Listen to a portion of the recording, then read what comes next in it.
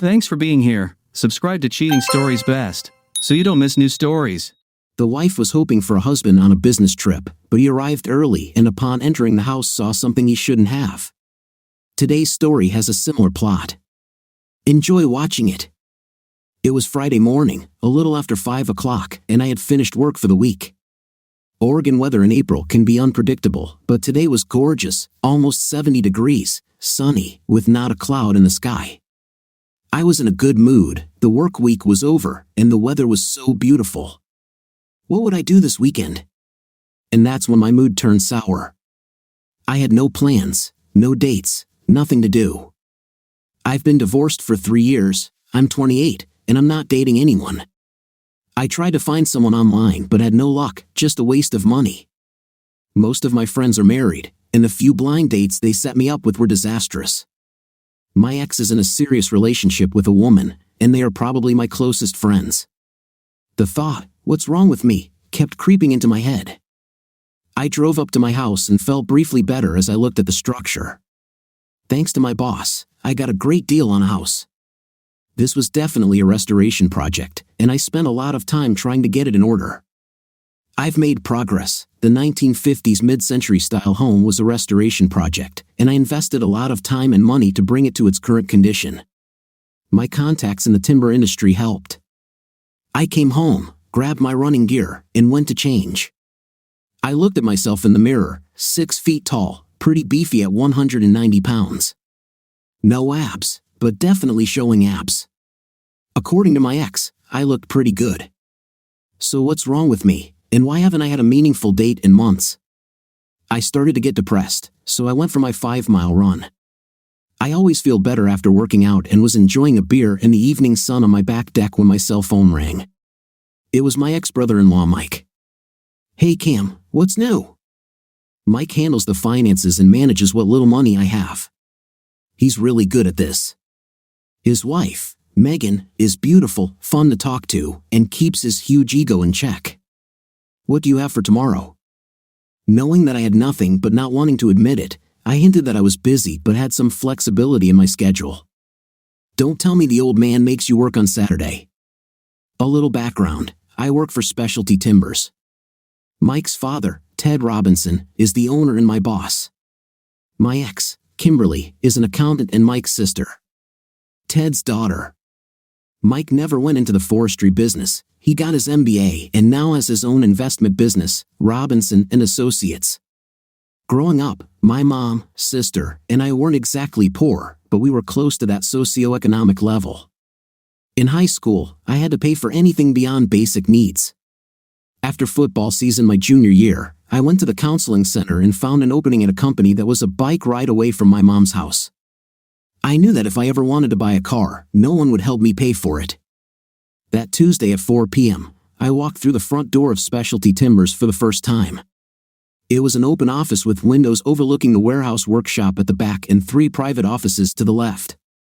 I checked my note and asked for Mr. Penner. After 10 minutes, an older, short man with long hair falling into his face approached. I'm Skip Handrety, he said, extending a large, rough hand with part of his index finger missing. We walked into one of the offices, which was cluttered with files, magazines, catalogs, and blocks of wood. He sat down at his desk, put his feet on the table, and asked me what I knew about the forestry business. Not very much, I replied. Probably not the best answer if I wanted to get the job. Then why are you wasting my time? He asked. I was nervous and scared and didn't know what to answer. He just looked at me. Finally, I said, Mr. Penner, I need a job, and I promise I will work hard. He continued to stare at me for a good 30 seconds without saying a word. I was thinking about what other jobs were on the board at the counseling center when suddenly he said, be here tomorrow at 3:30 and be ready to work. I was stunned, stood up, shook his hand, and left. I noticed a tall, balding man emerge from the last office and look at me. I didn't yet know how my life would change. So, let's go back to that Friday in April, sitting on my deck and talking to Mike. No, I'm not working this weekend, just a lot of things to do. Oh crap, tomorrow is Saturday, and there's an event at the fair. Megan invited some friends, and I need you to be there with me. I actually wouldn't mind going, but I had to pretend I didn't want to. Before I could start protesting, Mike said, "I'll pick you up at 11 o'clock. And I heard the beep. Apparently, I'm going to the spring fair. I met Mike Robinson the same day I met my future wife. By the end of my junior year, I was working at Specialty 5 days a week from 3:30 to 6 o'clock and sometimes on Saturdays if needed. I bought a very used Corolla with a ton of miles on it, but it ran well and had good fuel economy. I made enough to pay my insurance, buy some gas, and have about $10 a week left over to help my mom. I was excited to start working full-time from 7 to 3:30 every day. As soon as school ended that Tuesday after Memorial Day, I showed up bright and early to start my first full day of work. The shop leader was a wiry man named Don Smith, whom I think could be called my mentor during my work after school. Smitty knew all the machines in the shop, kept track of inventory, and controlled the supply and receipt of materials. He actually ran the operation in the background. He taught me a lot, and that summer, I got to learn more about how veneer saws and other machines worked. My job was mainly servicing machines, and everything I knew I learned from Smitty. That Tuesday, I was informed that I would have a 15-minute break at 10 a.m., a 30-minute lunch break at noon, and then finish at 3:30. Smitty sent me to the break room at 10 a.m., a place I had never been before. It was on the far side of the office next to the women's restroom. When I walked into the break room, the first thing I saw was a cheeky little guy smirking at me, probably because of the way I was dressed. "Hey Smitty, you're causing an energy crisis." I was wearing the old overalls Smitty had given me, and it still had his oval name tag sewn to the breast pocket. It was smeared with oil from my work with the equipment. That wasn't the worst part. Right away, I heard giggling. There was a girl about my age, pretty, giggling behind her hands as she looked at me. I had never seen them before. At Specialty, the owner, a tall man, came into the office and shouted at them to quit it. I quickly made my way to the break room, away from those two smug kids. As I sat there embarrassed, drinking a cup of coffee, the owner, a tall man, entered the lounge. In all the months I worked there, I had never spoken to him. Don't mind them, they're just my spoiled children. They're working here this summer, but to be honest, I'm not sure what Mike is getting paid for. We've never officially met. I'm Ted Robinson. He extended his hand. As we shook hands, I muttered, "Cameron Joseph. Nice to meet you. Cameron, I've been hearing good things about you from Smitty. Let's talk later this summer. For now, ignore those two idiots." That was my first meeting with Mike and Kimberly Robinson. That Saturday morning, I heard the horn of Mike's black BMW, only 20 minutes late. "Where's Meg?" I looked at Mike, who had dark sunglasses, slicked back black hair, and a tan face. He was still the same preppy guy I met 12 years ago. She met Brandy and Celia for coffee downtown, and were meeting them at the fair. Brandy and Celia? I wonder if it was a setup. We parked and walked a few blocks to the fairgrounds. I needed to drop something off at the fair. In the office, Robinson and Associates was one of the sponsors of the event, and Mike was delivering brochures for his company. The girls were standing at the booths. As we approached, I saw a gorgeous blonde and a smiling Megan who kissed Mike and introduced me to Brandy and Celia. Brandy had long, dark, straight hair and was very full but a little harsh. She had a little cleavage, and I had to look up when we shook hands. Celia was different, dark, curly hair, an athletic build, and a joyful smile. She looked into my eyes and said, "Nice to meet you, Cameron. I've heard about you." I stole a glance at Megan and saw only a sly smile. My weekends definitely got better. A group of 5 of us wandered around the fair, and I often walked next to Celia. She had a pleasant way of looking me straight in the eyes when we talked. She had a great laugh, and I discovered that I was outgoing and witty. Every now and then, I would glance at Mike and catch him smiling at me. It was a great day. We spent several hours examining all the exhibits, occasionally visiting friends, and having a good time. Mike knew a lot of people, and it was a networking opportunity for his business. We decided to go to Mallory's to grab some beer and try to find a table outside. Brandy decided to head home, something about a headache, and Mike said we'd make sure Celia got a ride. We found a great outdoor table, and the sun was wonderful. Mike told many funny stories about work, marriage, and his family. I tried to remember the last time I felt this good. Celia was fun to talk to, she was interesting and asked me questions about myself. After Mike ordered round 3, I casually remarked that I had to run the next day. Celia asked where I was running, and before I knew it, we had a race date set for Sunday at 9 a.m. When we finally left, I had a great time with Celia, talking, laughing, and learning about her life. It was very nice. It seemed like we just clicked. I just hoped there wasn't someone else in her life. We dropped her off at her apartment, and I told her I'd pick her up at 9 o'clock for a run along the Offendan Trail. As we headed home, I noticed a look from the front seat. "What?" I said as they grinned. "Okay, she's cool. What do you want from me?" "I'm running with her tomorrow." "Wow, that's fast," Mike grinned. "Ever since Kim and I got divorced, Mike has been trying to find me a new woman. I think he feels somewhat responsible for my failed marriage to his sister. He may have known about her intimacy in advance, but he never mentioned it. I worked at Specialty Timbers all of last year after high school.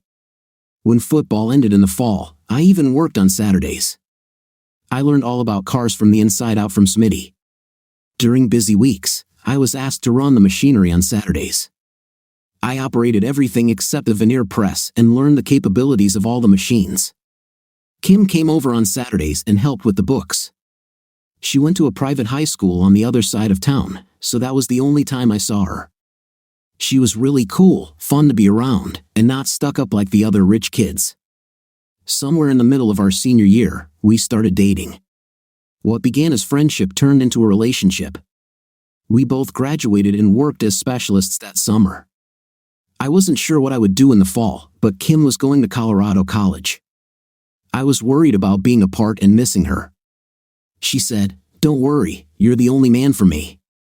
She was being honest, but she just didn't include other women in the equation.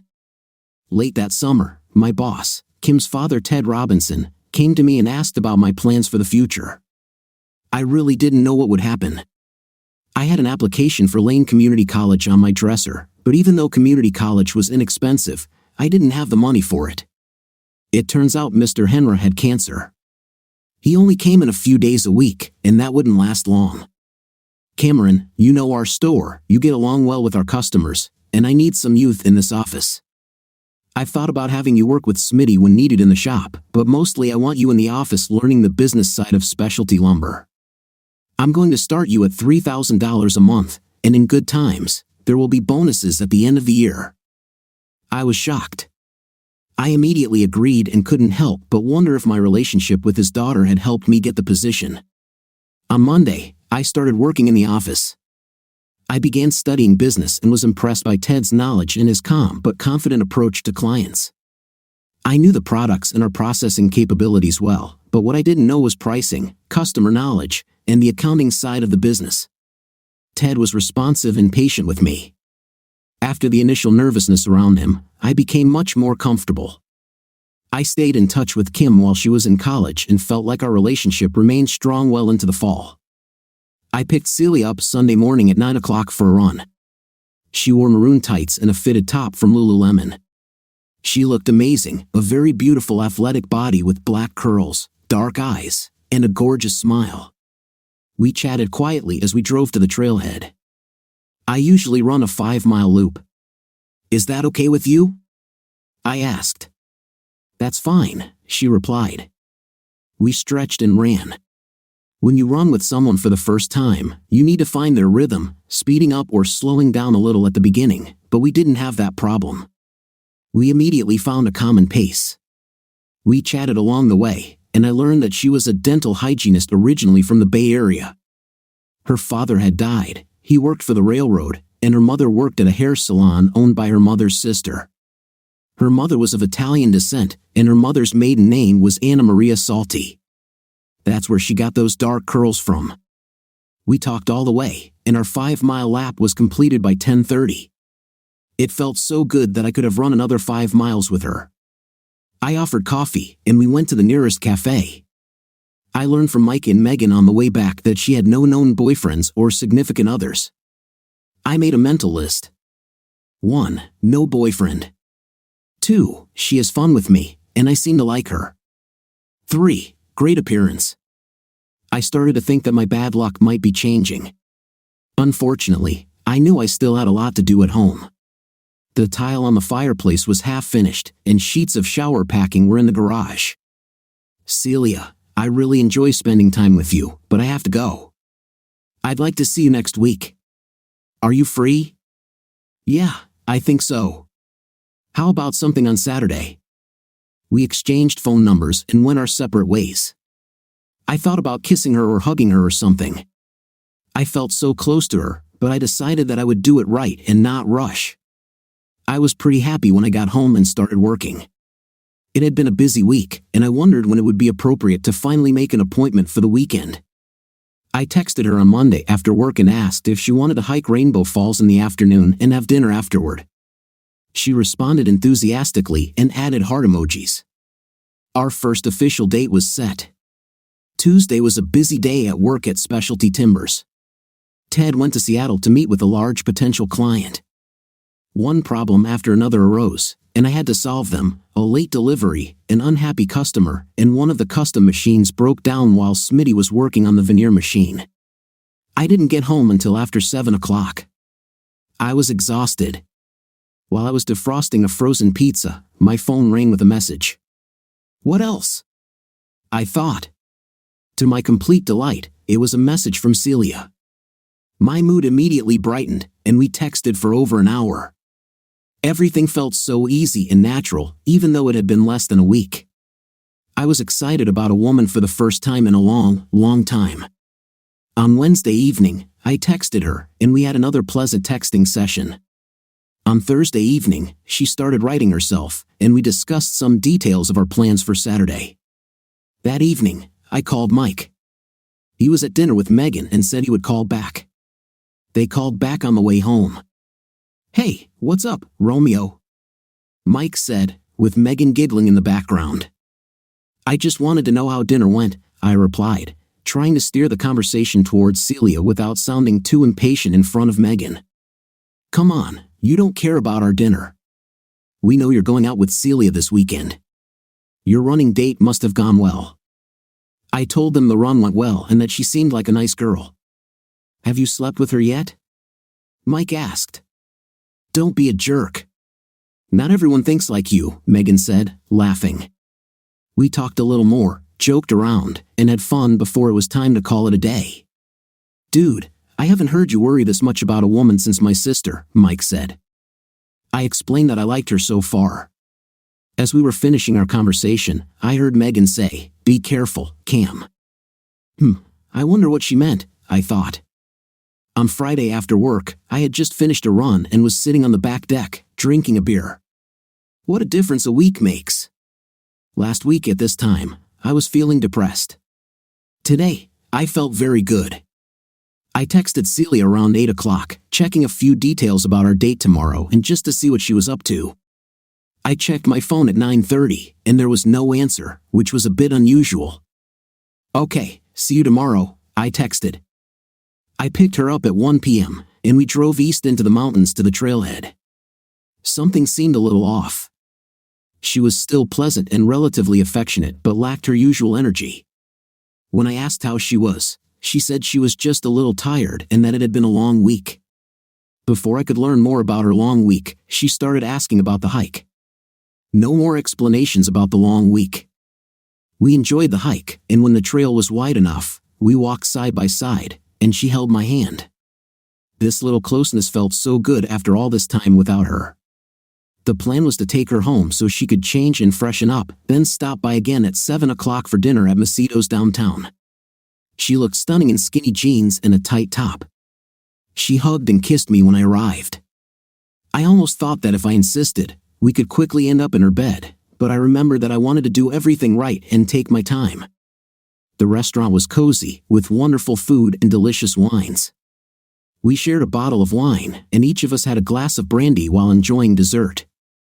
I knew I needed to sober up a bit before heading home, so I suggested we take a walk around the square. This is an area in the city center closed to cars, with cafes, shops, bars, and restaurants. The night was pleasant, and Celia snuggled up to me as we walked.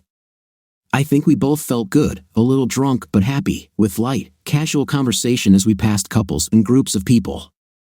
As we were returning, I noticed a group of young people ahead. As we walked around them, suddenly one of them shouted, "Hey, CC." I was immediately wary, but Celia walked up to them, smiling, and accepted hugs from 3 of them. "Hey girl, what's up? What are you doing here?" one of them asked. Meanwhile, I stood there, ignored, while they all chatted. After maybe a minute, although it seemed much longer, she turned to me, red with embarrassment, and said, "Cameron, these are my friends Bobby, JT, and Marcus." I automatically extended my hand for a handshake. The 3 looked at each other, smiled, and demonstratively tried to shake my hand with various elaborate movements. They chatted for 10 minutes about things I didn't understand. I realized they were talking about music in a club called Evolution. There was an amazing closeness between her and these guys, especially with Marcus, which seemed strange and unsettling to me. I felt all the warmth and goodwill of the evening disappear. From my observations, she seemed to enjoy the attention and company of this group. Finally, with hugs and some light kisses, they parted. "Nice to meet you," I said. Marcus just nodded, and they walked away. After about 15 seconds, I heard them laughing. Celia pressed herself against me again, but my relaxed mood had vanished. Were these her friends?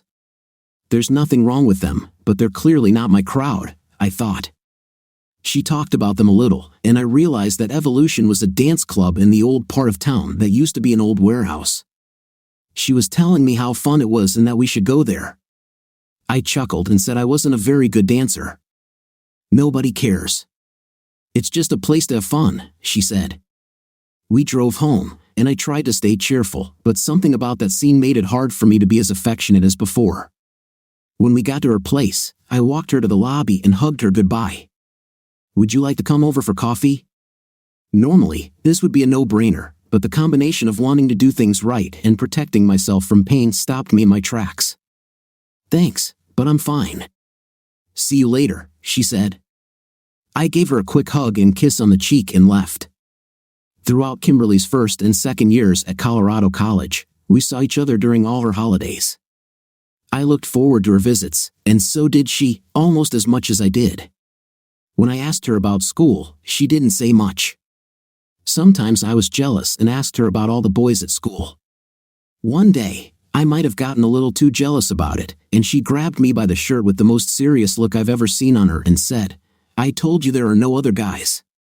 Leave it alone." She then left the restaurant. Mostly, we got along well. I envisioned an ideal situation where Kimberly and I would run Specialty Timbers together. It seemed too good to be true, but it felt like it could happen. I learned a lot from Kim's father, Ted. We had a good, comfortable relationship. I think he was also pleased with my relationship with his daughter. He probably saw me as a bit of an opposite to Mike. Mike was bright, confident, and funny, though he barely stayed afloat, partying throughout his college life. I think he and Ted had a serious conversation, and Mike came to his senses and ended up finishing college. I, on the other hand, was not as bright. I made up for it with hard work and knowledge of wood products. Ted knew Mike would never make a career with Specialty Timbers. I looked like a long-term employee and was in a serious relationship with his daughter. Ted was definitely on my side. Here's what happened. I proposed to Kimberly before her junior year, and she said she needed to think about it. Halfway through that year, Kim asked for a little space. I was heartbroken and threw myself into work. We still talked, and our friendship remained strong, but Kim was trying to find herself. We didn't see each other much during her junior year. We emailed and sometimes called each other, and sometimes I saw her when she came home. We worked together all summer, but I gave her the space she asked for. During her senior year, our communication dwindled. I even went on a few dates, nothing serious. Suddenly, she started calling and texting like in the old days, to the point where I thought, I need space. That summer, she came back, and we got back together.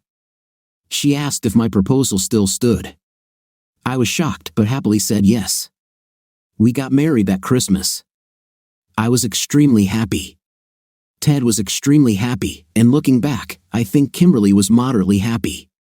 But at that moment, I was blinded by my dream of a girl, a career, and the father I never had. Life was great for me for a while. Kimberly and I worked together at Specialty Timbers. Business was good, and I learned a lot. My relationship with Ted was very good and continued to improve. Surprisingly, my relationship with my new brother-in-law Mike also improved. I learned that although he was a narcissistic and cocky little jerk at times, he was extremely loyal, and for some reason, he liked me. The first 2 years felt great, but cracks began to appear in the foundation.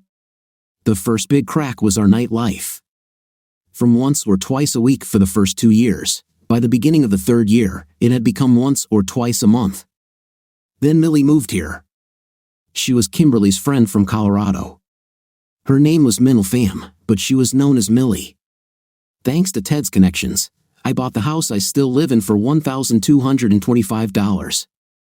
The house needed a lot of work, and the bank wouldn't even give a loan on it. I bought it under contract from an old partner, Ted, and the actual payment was made through Specialty and deducted from my paycheck.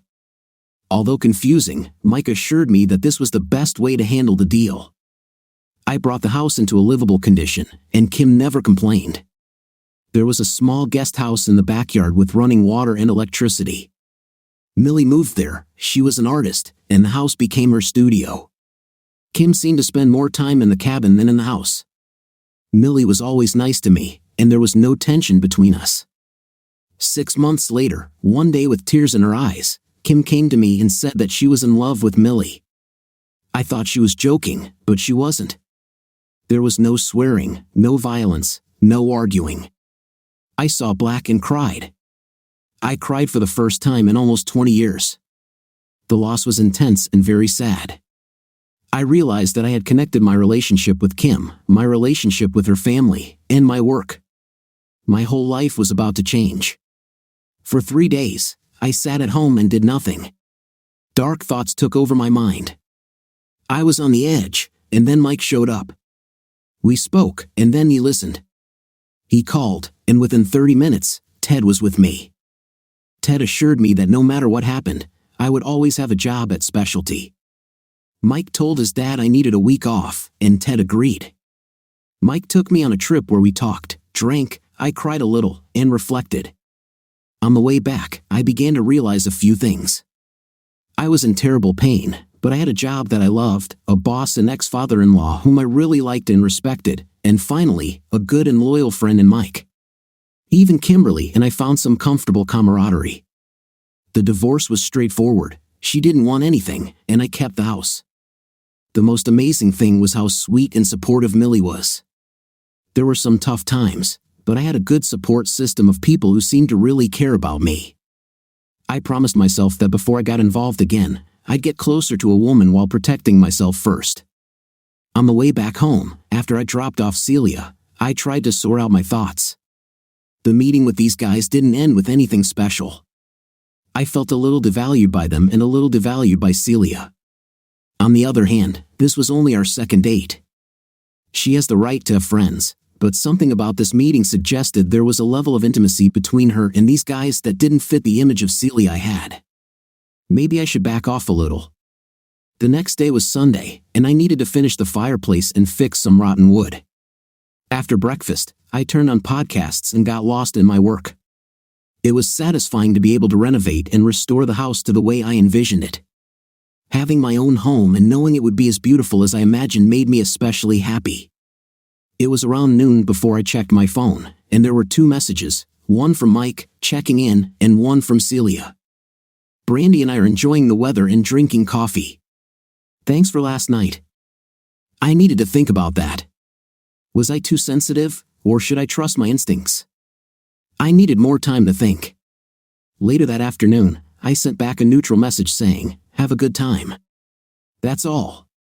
On Monday evening, I received another message from her, "How was your day?" I waited a few hours and replied, "Okay." Yours? I received a long message in which she talked about work and a funny story about a dental patient. I didn't respond. Nothing on Tuesday night, and I was a little relieved. On Wednesday evening, she called. I was polite but not particularly enthusiastic. Finally, she asked what was wrong. I said nothing, and then she asked if I was upset with her. I said no, I was just busy. She invited me to dinner on Saturday night, and I accepted. Maybe I was too petty to be offended by that. I promised to put this behind me and see what happened next. Dinner on Saturday was pleasant. She was a good cook, and her apartment was cozy and beautifully furnished. I started to feel comfortable again and became optimistic. After dinner, we made love.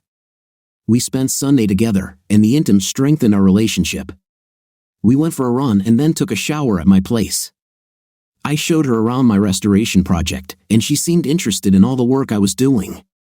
I showed her the old mahogany wood hot tub I had purchased for a project we were supplying materials for and showed her where I was going to install it in the backyard.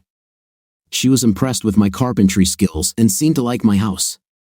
Over the next few weeks, we saw each other 2 or 3 times a week and talked or texted each other daily. In a weak moment, I agreed to go to Evolution with her on Friday night.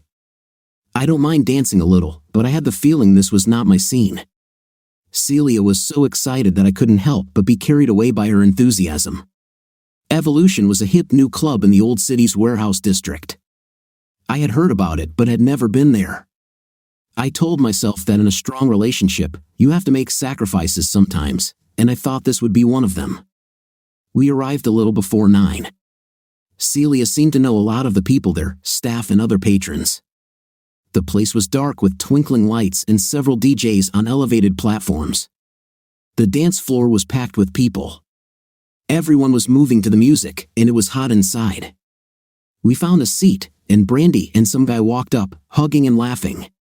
It was difficult to talk due to the noise. Celia grabbed my hand, and we went out onto the dance floor. She was good, but I was clearly out of place. We soon found ourselves in the midst of a crowd. After a while, I wasn't sure if I was dancing with Celia or someone else. I looked at her and saw that she was having a great time. A little later, I shouted to her that I would go get a beer. She simply nodded and smiled.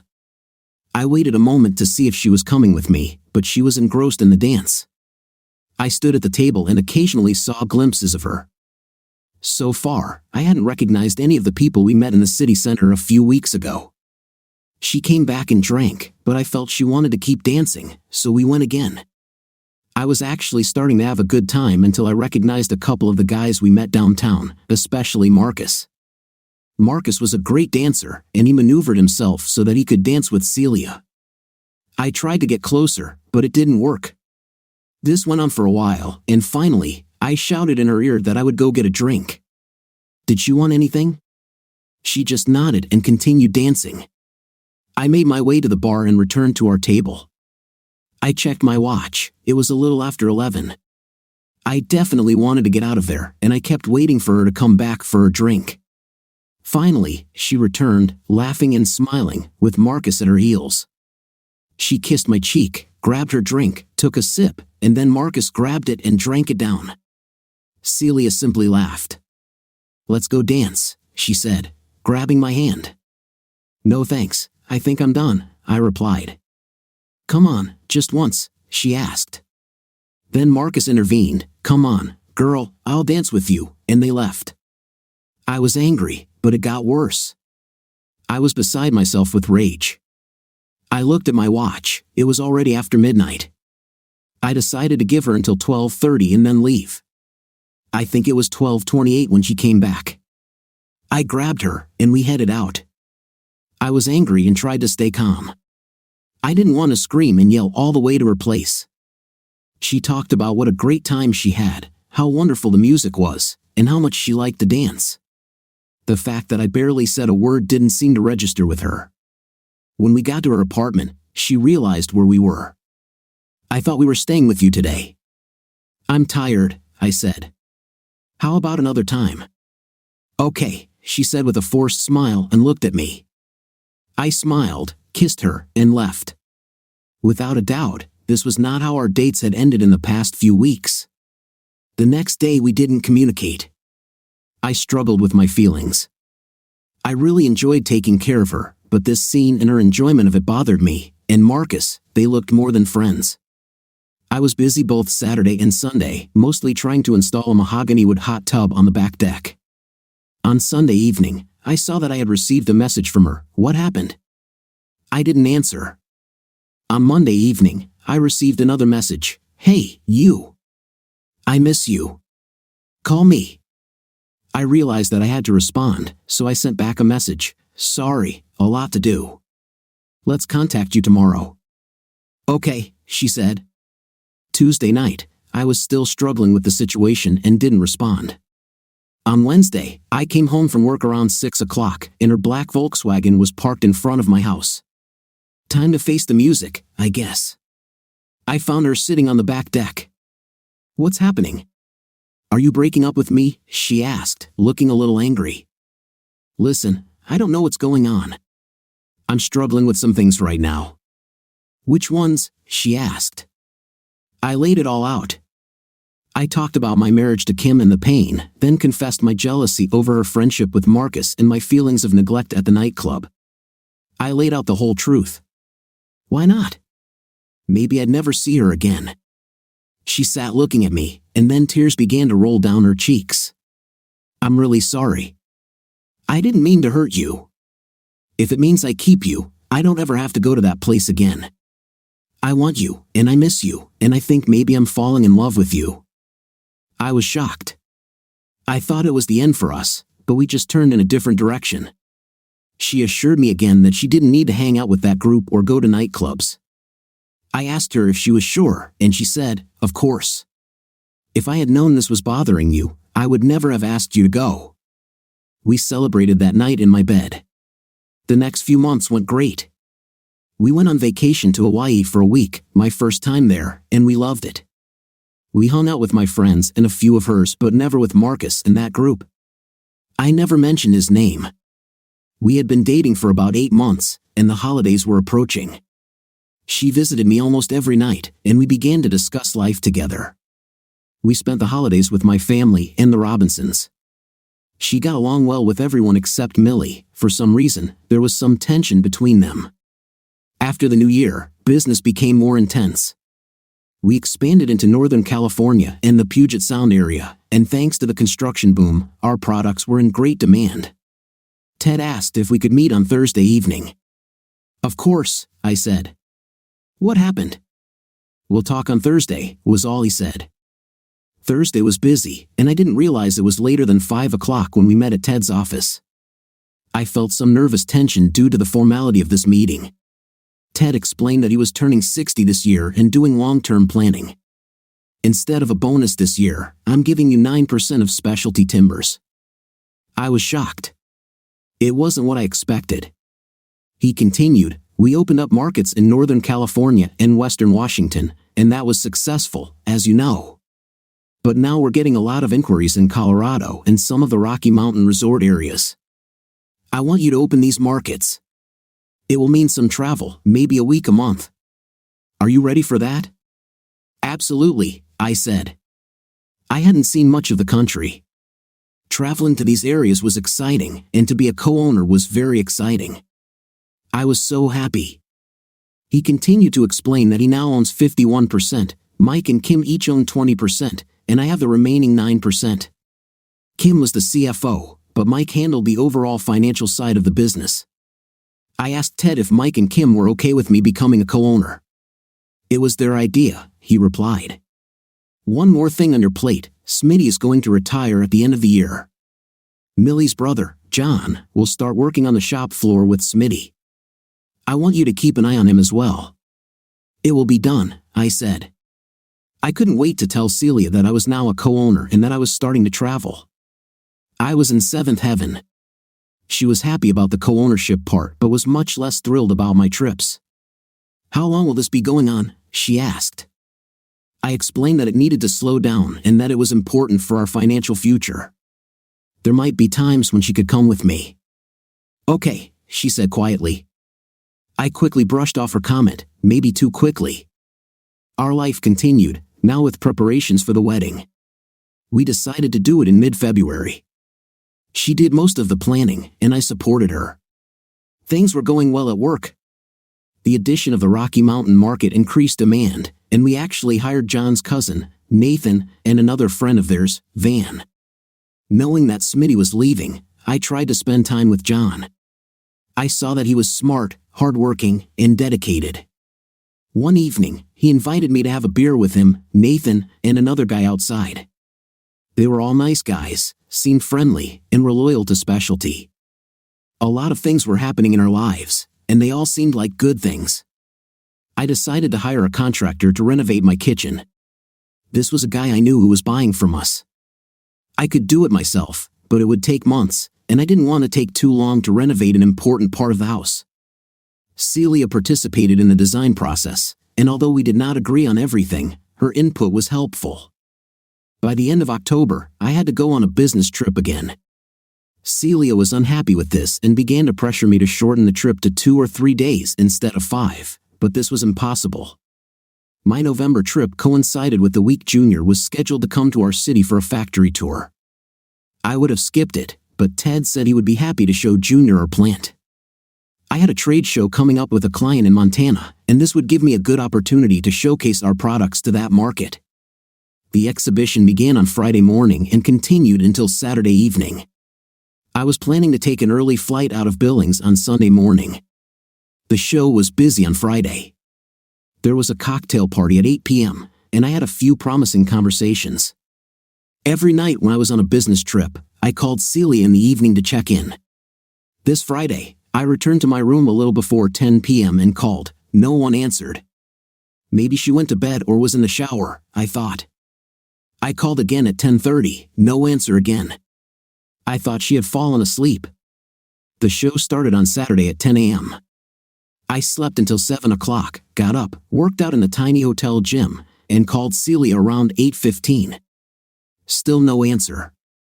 After a quick shower, I saw that I had missed her call. I called her back.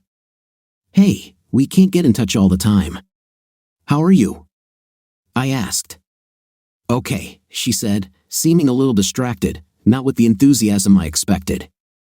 "I called you a couple of times. Did you go to bed early?"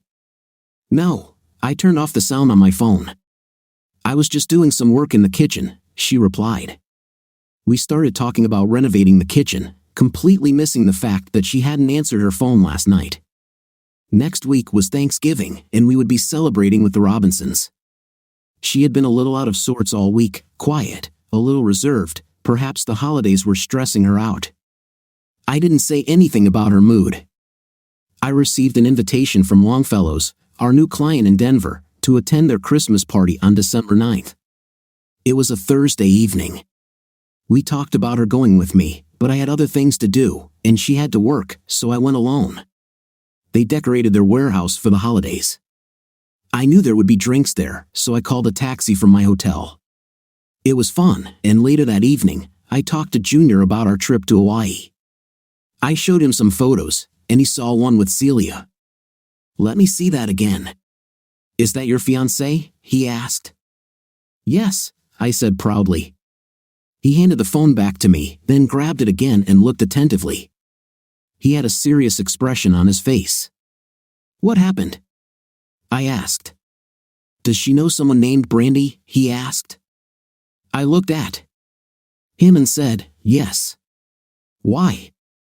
I could be wrong, but I thought I saw her and some girl named Brandy at a dance club last month when I was in your town.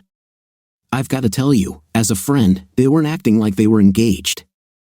This was while I was in Montana. I started to get angry and embarrassed. I asked him to tell me what he knew. Friday night after the factory tour, I went with another guy to some dance club called Dust. It was what you'd expect, loud, dark, etc. At one point, Sean, the guy I was with, was dancing with Brandy. He said he could take her back to the hotel if he wanted, but then later she and your girlfriend were with these other guys. I don't remember all their names, but they looked like trouble. Do you remember someone named Marcus? I asked. Yeah, he was one of them. He was friendly with your woman, Junior said. Listen, dude, you're a friend. I like you. As much as it hurts, I wish someone would have told me if this had happened to me. I know, I said. I appreciate it. I should probably go. Thanks for the party and the information. I received a big hug from Junior and left. I was fuming but needed to think about it. 1. She told me there would be no more nightclubs, which made me angry. 2. What about her relationship with Marcus? She had lied to me. I just didn't know how much. I barely slept that night, and my flight home was delayed. She sent me several messages, but I hadn't responded yet. Finally, as I was boarding my flight, she called, and I answered. "When are you coming back home?" she asked. "My flight is delayed, and I won't be home until 6 p.m., I replied. "Oh, too bad. I love you and miss you," she said. "I'll see you tonight," I said and hung up. After landing in on the way home, I decided my strategy would be to see if she would lie to me. I hugged and kissed her when I got home, then inspected the progress in the kitchen. "I have a question for you," I said. "Of course, honey."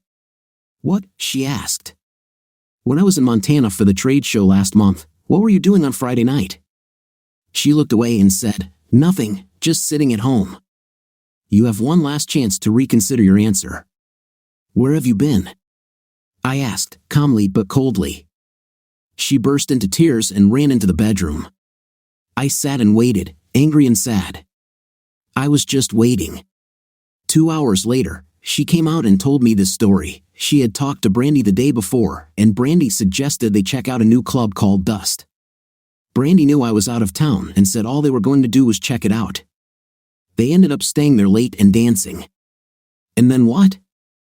I asked. "Then I went home alone," she said. "Alone?" I asked. "Was Brandy with you?" "No, she met an old boyfriend, I think," Celia replied. "So, you came home alone?" "Yes," she said. "Who was at the club?" I asked. "Someone I know, not really." "I don't know," she said. You can imagine how the conversation went from there. It was like pulling teeth to get accurate information from her. What I finally found out was that they went to a club, met some friends, and danced a little. Later, Marcus and his group came and hung out with them for a while. She claimed she left around midnight. "Have you ever had a night with Marcus?" I asked. "Absolutely not," she replied. "Does he want to have an intimate with you?" I asked. "No, well, maybe, probably, but he's just a friend." "You're the only one I want," she exclaimed. I told her that I needed to think about it and that it would be better for her to stay in the cabin. Sobbing, she grabbed her things and headed into the house. The timing couldn't have been worse. We were in the midst of wedding preparations, the holidays were just around the corner, and my entire future was in limbo. I needed some advice and called Mike. He suggested that we come to him on Friday evening. Meanwhile, this week with Celia had been very uncomfortable. She either cried or apologized. I was upset. I loved her, but at this stage, I didn't trust her. Can there be love without trust? I met up with Mike and Megan at their stylish new home in Southern Hills. I told them the whole story and asked what they thought. Mike was of the opinion that if you can't trust someone, you shouldn't marry them. It's hard to argue with that. Megan said, "I feel somewhat responsible for introducing you to. I don't know her very well, but I think she's a good person, not a bad person. And I also know that she's deeply in love with you." I agreed with Megan on this point. Ultimately, you either believe in them or you don't. That's something only you can decide, she said. That night, I returned home and asked Celia to come inside. We talked for a while, and I could tell she was nervous. I had a couple of questions for her and told her she needed to be completely honest. She agreed. I asked her if she felt like the whole club scene was important to her, what really happened the night she and Brandy went to Dust, and the true nature of her relationship with Marcus.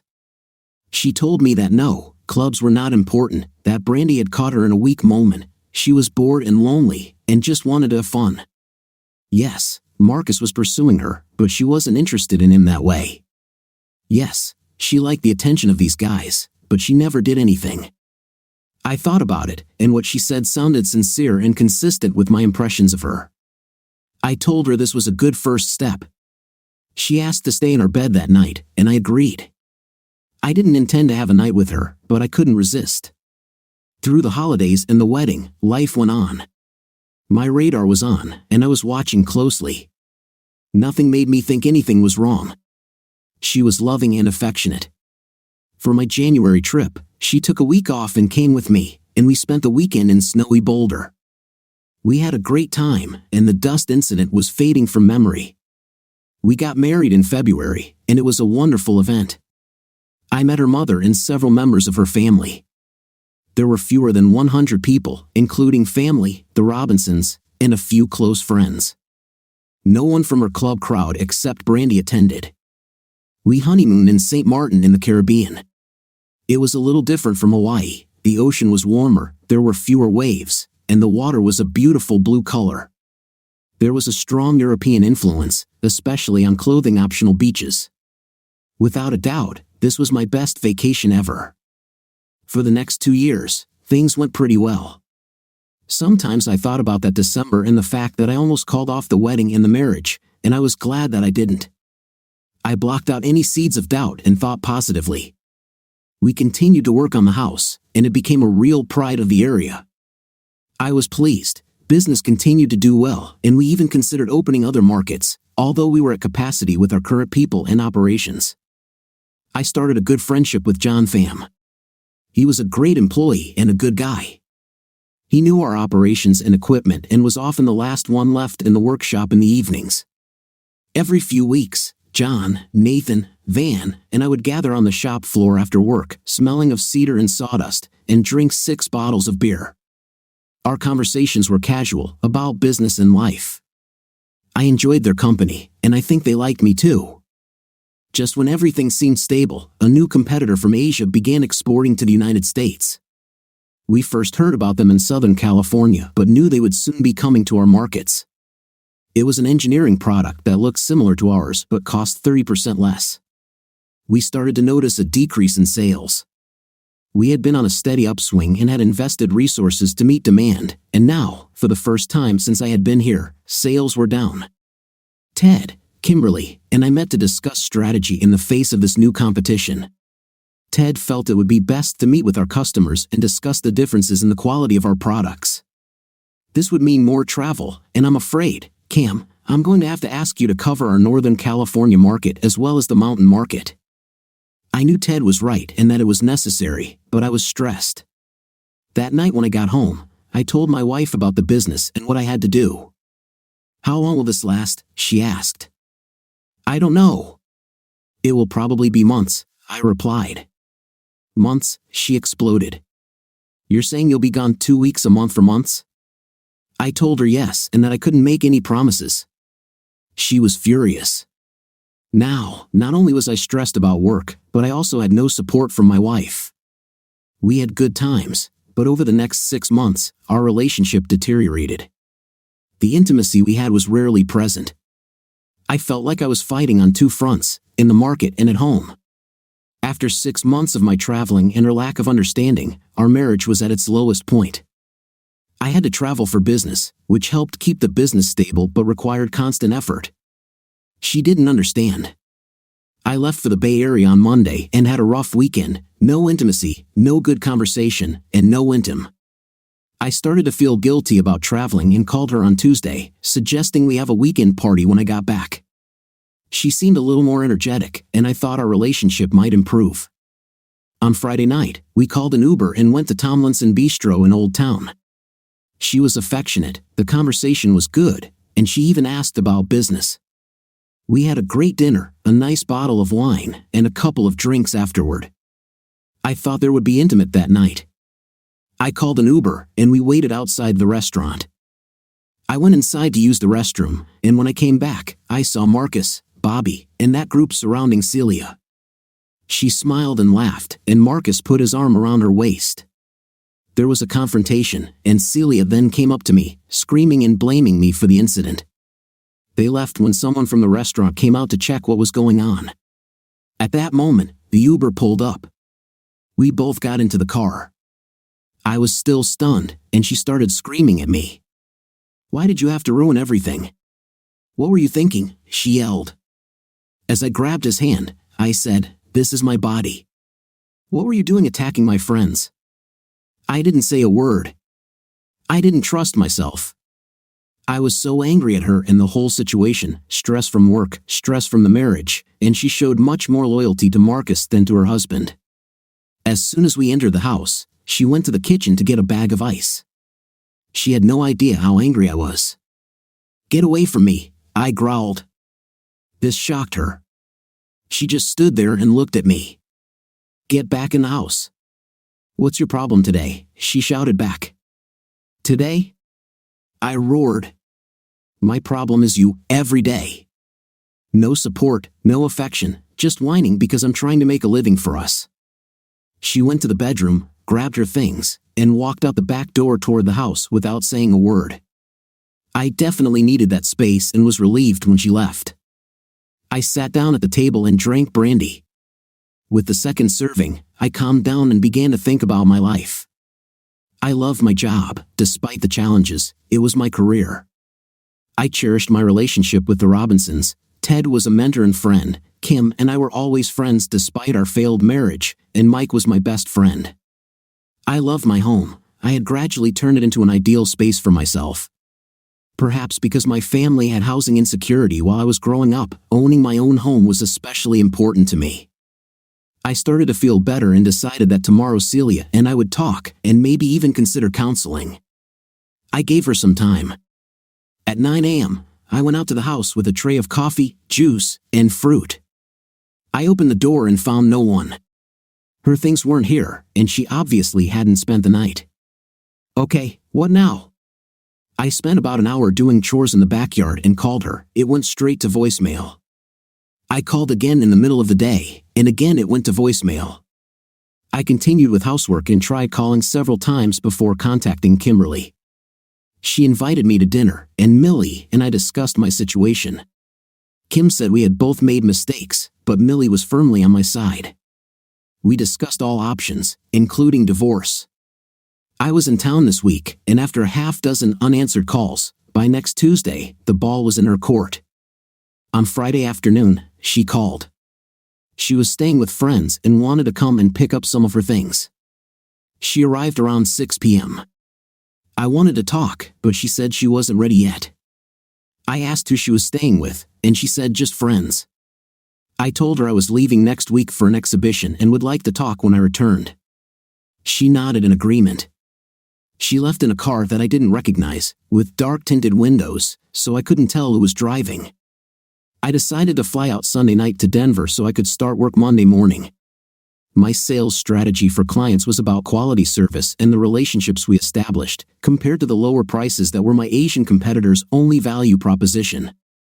We managed to maintain a good percentage of our business, especially as customers started noticing material defects in the Asian shipments. On Tuesday night, I had dinner with Junior Longfellow. We were close enough that I told him the whole story about my situation. "You know," he said, "we don't necessarily need you at the show this weekend. We co-sponsored a booth with Longfellow at the show, and it's going to be slow. To be honest, I have too many people scheduled there. I think you need to go back and sort things out at home." My first reaction was to protest, but I decided to take him up on his offer.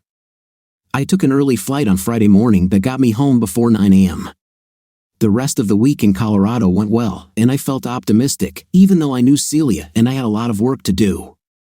I drove straight home from the airport, and when I opened the door, I immediately felt that something was wrong. The house was in disarray. It looked like there had been a party. There were empty alcohol bottles, garbage, and unwashed dishes everywhere.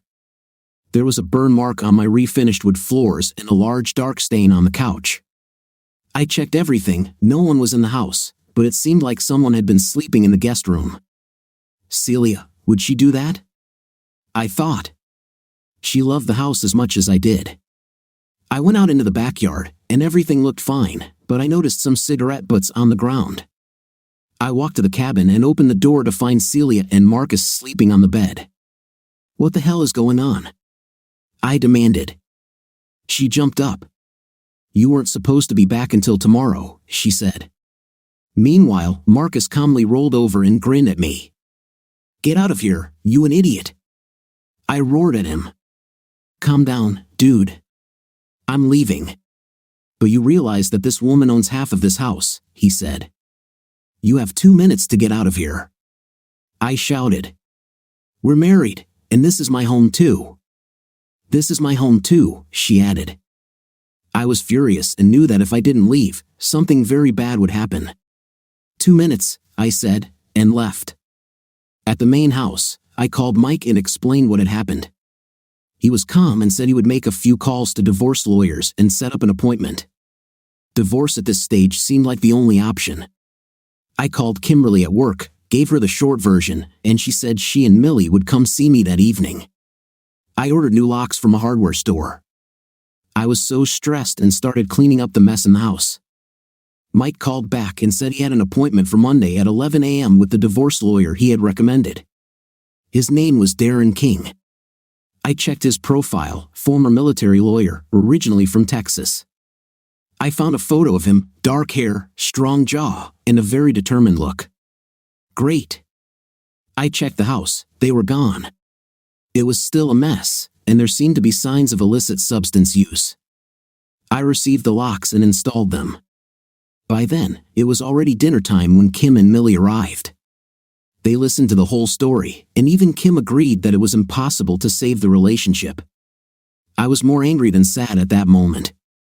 I met Darren King, and he was exactly as he appeared, firm handshake, direct gaze. He explained that even despite Celia's infidelity, it would not be taken into account in the divorce.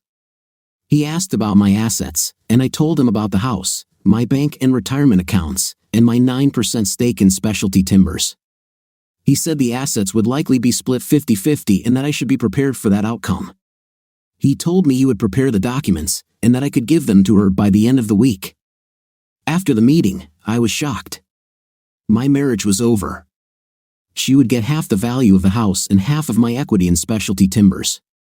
The entire stability of my life was at risk. I started to get depressed. I called Mike to explain what was going on. After explaining what Darren King had said about the 50-50 split, Mike said, "Don't worry about it now, just look after yourself. I may be able to help." I felt a little better after talking to Mike, but what could Mike do? The law is the law. I went to work mainly because I didn't want to be alone and was trying to escape into the familiar routine of running a business. It seemed like Ted and Kim had already talked to Mike. They were both supportive and encouraged me about the possible outcome. I wasn't so optimistic. Even John, Nathan, and the warehouse guys were supportive. John came up to me and said, "Boss, we are with you. Don't worry." I truly valued their friendship. I sent her the divorce papers on Friday. I immediately received a message from her, "Man, you should have sent them to my work. I want half of everything." I called Mike, who suggested calling Darren. Darren said to stop all communication with her. If she hired a lawyer, I should contact Darren, and then everything would be resolved between the lawyers. I couldn't help but worry about my house and my share of Specialty Timbers. I was upset and called Mike about it. He said, "I know what you're going through, but I'm working on a few things for you." Have I ever let you down?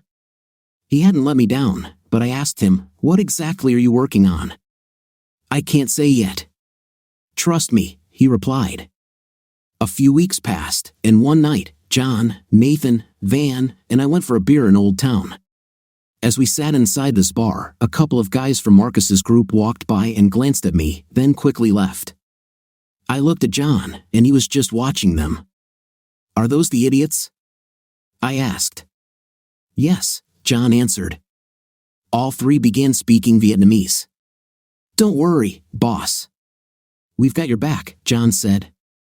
The next day, Darren called me and said we had a preliminary settlement meeting for the following Wednesday at his office. "What do I need to do? How can I help?" I asked. "Just be here at 3 o'clock, he said. I called Mike and told him what was going on. "Yeah, I know. We'll be there too." "We?" I asked. "Like I said, trust me. This could end well for all of us," he said and hung up. I was puzzled but slightly hopeful. I arrived early on Wednesday, and Darren's secretary took me to the back office. A few minutes later, I was led into a conference room. On our side of the table were Darren, Mike, a man I didn't know, and myself.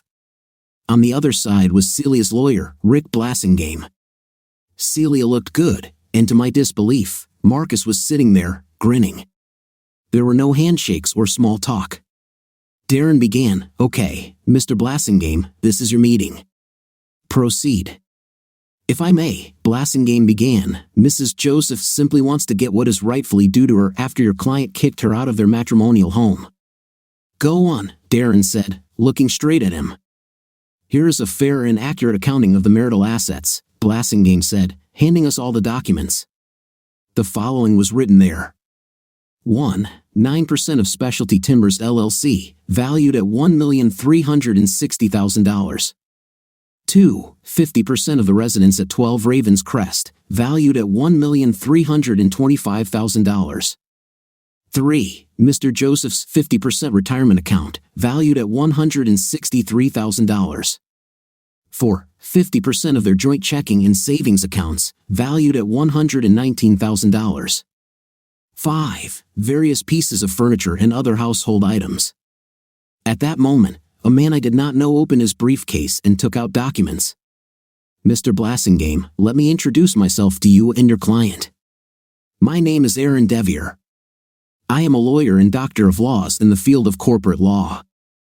I have several documents that you may be interested in," he said, handing the documents to Celia and Blassingame.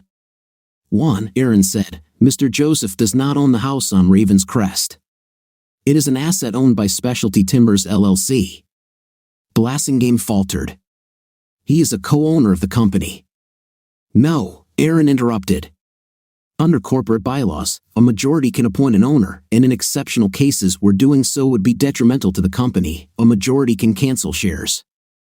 If you look at page 3 of the annual report, you'll see that most of the owners canceled Mr. Joseph's shares before the divorce suit was filed." At this point, Marcus shouted, "This is crap. Half of it is yours." Celia cried, and Blassingame was clearly out of his element. "Whoever you are," Blassingame said, Darren King shot him a cold look. "One more word and you'll be removed." "In fact, I'll do it myself," Darren said. At that moment, Marcus ran out of the room, slamming the door. Celia continued to cry, and the room fell silent. "Mr. Blassingame," Darren said, "Mr. Devier has reviewed all the documents and certified them with the Oregon Attorney General's office. You can try to challenge this in a higher court, but I advise you it will be expensive for your client. I will add that Mr. Devier has advised on corporate law issues far more complex than this. He also, as a favor to his fraternity brother Michael Robinson, advises Mr. Joseph pro bono." I was as shocked as Celia and Blassingame. Darren opened the folder and took out a receipt. "Here's a cashier's check for $125,000, Mr. Blassingame. This is our last offer. Do you need a few minutes to consult with your client?" "Yes, I need it," said Blassingame. We left and went to Darren's office. I hugged Mike, I hugged Darren, and when I went to hug Aaron Devier, he extended his hand and said, "A handshake is enough." I laughed and shook his hand. "Thank you, all of you," I said. "But I don't own my house." Mike smiled and said, "Don't worry, the house is yours." When my old man made a deal with Terry Peterson to buy the house, Peterson didn't want to sell it to you because he was afraid you couldn't pay it off. So the old man paid for it, and you paid him. Aaron looked into the deal, and now this house belongs to Specialty Timbers. As soon as everything works out, we will legally register it in your name. What about my shares in the company?" I asked. "Do I still own 9%? "No, you don't actually own any after everything is settled and over," Aaron said. "You will own 14%. I'm giving you 5% of my share. Honestly speaking, Cam, you deserve it. The company is doing well, and you have a lot to do with it." At that moment, Darren's secretary came in and said that Blassingame was ready to talk back in the conference room. We all took our seats. Darren began, "Okay, Mr. Blassingame, what did you and your client decide?" "Well, Mr. King, it's not that simple. Although he doesn't own the house, Mrs. Joseph spent many hours repairing and maintaining it. Also, when Mr. Joseph was on his many trips, Mrs. Joseph took care of the house, Blasingame said. We believe that $150,000 would be a much fairer amount that Mrs. Joseph at a minimum deserves, Darren said. At this, Darren closed the folder, put it back in his briefcase, stood up, and said, "See you in court." With that, Mike and Aaron Devier stood up too. Wait. We agree on $125,000, muttered Blasingame. Darren pulled out the divorce deed, and we signed the agreement.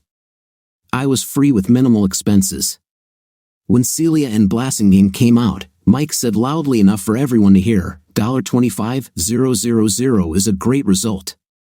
We would have gone to $75,000. I only heard one SOB from Celia, and that was it. It was a little rough, Robbie, Aaron said. Mike responded, not rough enough, my friend. We celebrated at the bar, and I happily paid. I was so grateful for the legal help and especially grateful to have Mike Robinson as my friend. Friday was a long day at work but a good day. Business was going well, and I felt very grateful for all the support I received from Ted, Kim, Mike, John, and the guys at the warehouse. I felt like I was part of a great team. I was still angry at Celia, but most of all, I was filled with sadness about our relationship. If just a few things had gone differently, I think we could have been happy. But I also thought, should a strong bond be so fragile? Hard to say. I didn't know. But as I was leaving work, a dark car with tinted windows started following me. I was calm, just glad to go home. I went straight to the back deck for my after-work beer. I sat down, closed my eyes, and just exhaled. That's when I first heard them. There are 3 of them. Well, look who we have here. What do you need, Marcus? I said, scared. What I need is you, Marcus replied. I looked around for a way to escape. This will be fun, he chuckled. At that moment, I heard a noise from the direction of the house, and a few seconds later, John, Nathan, Van, and 3 of their friends appeared in my yard. Do you need help, boss? John asked. Actually, John, I need some help. Can you show these guys the way out? I asked. Marcus began to retreat, and his boys ran away. John's guys grabbed them, and John grabbed Marcus. We'll talk, mister, he told Marcus, leading them outside the yard. An hour later, John returned alone. I thanked him and asked how he knew they were there. I saw a black car following you from the warehouse. I've seen these guys before, the bad guys, John said. Well, thank you. How can I thank you? I asked. Give thanks. You don't know anything, John said. We are friends. It's my guarantee that these guys won't come back. I didn't want to know. Flashback, 5 years later, business has its ups and downs, but for us, it's mostly UPS. I have a new employee, and although he didn't know the lumber business, he was smart, hardworking, and a good student. I worked with him in the operations department with John and the guys. His name is Chase Devier, yes, the cousin of Mike's fraternity brother Aaron, who helped me so much all those years ago. Chase seemed uninterested in college and needed a job. At first, I thought I was just returning the favor, but it has worked out well for us. Ted still comes by every day, but I think he mostly reads the newspapers and talks to old friends. Kimberly really runs things, and I help her. I spend a lot of time traveling, but now that we're established, it's not as often as before. My personal life has also improved through my friendships with John and Nathan. I met Van's sister, Jelly, yes, that's her name. I asked her why she was called that, and she said, when my mother gave birth to me, she said, it's Jelly, so cute. And she's really cute. She's a fitness instructor at Valley Club and is in great shape. I'm almost 10 years older than her, but she doesn't seem to mind. She also doesn't seem to mind that I'm in no rush to get married again. She tells me, if you're looking at another woman, I'll kick her 5th place and then yours. I just smile and laugh. Have I met Celia again or seen her in a bad state? No, never. And to be honest, I rarely even think about her. I saw Marcus once when he was walking down the street towards me. He saw me and crossed to the other side. I am forever grateful to the people in my life: Ted, Kim, Millie, John, Nathan, Van, of course, Jelly, but most of all, Mike. I love my home and my company. I'm a very happy person. What do you think of our story today? It seems to me that the husband was lucky to find out about his wife's infidelity, because if he hadn't come home early he wouldn't have noticed anything. What's your impression? Write in the comments. Until new videos.